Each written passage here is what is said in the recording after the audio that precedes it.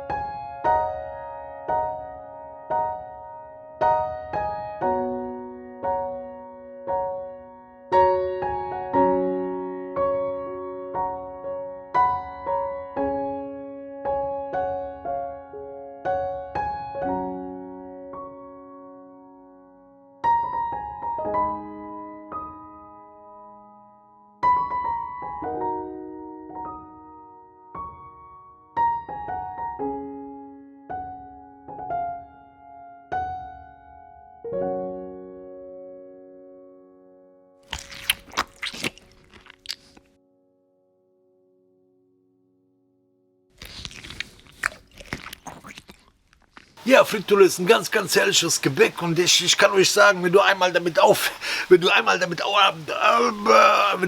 anfängst, kannst du nicht mehr aufhören. Super lecker, macht es nach, Leute. Ich gehe jetzt den Rest Frittule aufessen, wenn noch was da ist. Ich freue mich über Kommentare und wenn ihr den Kanal abonniert, das Video teilt. Bis zum nächsten Mal, euer Matti.